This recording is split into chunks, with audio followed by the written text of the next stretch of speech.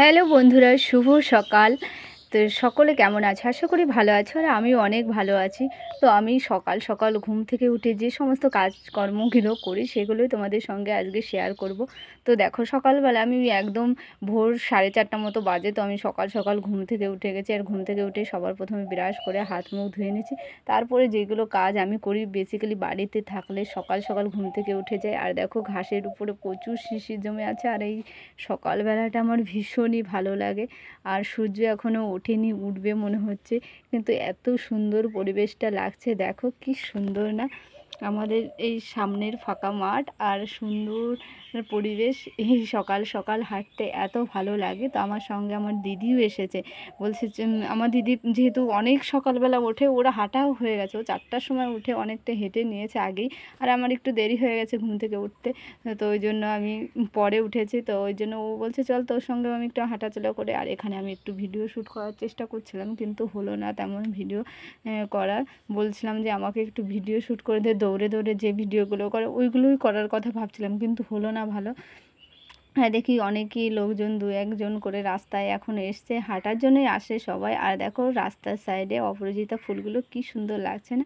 যখন আমরা ঘরে যাব তখন ওই অপরাজিতা ফুলগুলো একটু তুলে নেব। আর দেখো, এই ফুলগুলো রাস্তার সাইডেই হয়েছে, কি সুন্দর লাগছে না? আমি 2-1টা তো তুলেই নিলাম ফুল। আর সকালবেলার সময় ফুল দেখতে খুবই ভালো লাগে। আর ফুলগুলো দেখো আমি গুজে নিয়েছি। ফুলটা মাথায় লাগানোর পরে আমার মুখের গ্লেজটাই বেড়ে গেছে আমার কাছে মনে হচ্ছে।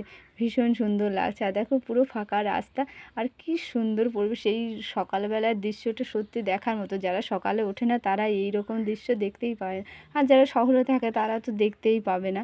আর গ্রামেই একমাত্র এরকম পরিবেশ দেখা যায়। আর দেখো, এই ভেড়াগুলোর সঙ্গে আমি একটু ছবি তোলার চেষ্টা করছি, কিন্তু ওরা আমার সঙ্গে ছবি তুলতে রাজি হচ্ছে না। যার সঙ্গে ছবি তুলতে যাচ্ছি সেই রেগে রেগে উঠে চলে যাচ্ছে। জানি না, ওদের সকালবেলা রাত্রে মনে হয় ঘুম হয়নি ঠিকঠাক, ওই জন্য বিরক্ত বোধ করছে মনে হয়।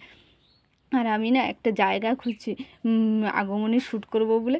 সেই জন্য ওই জায়গাটা আমি দেখছি যে এখানে করা যাবে কি না। তো এইদিকে দেখো কি সুন্দর, এখানে প্রত্যেকটা জায়গায় ভিডিও শ্যুট করার জন্য ভীষণই সুন্দর একটা জায়গা।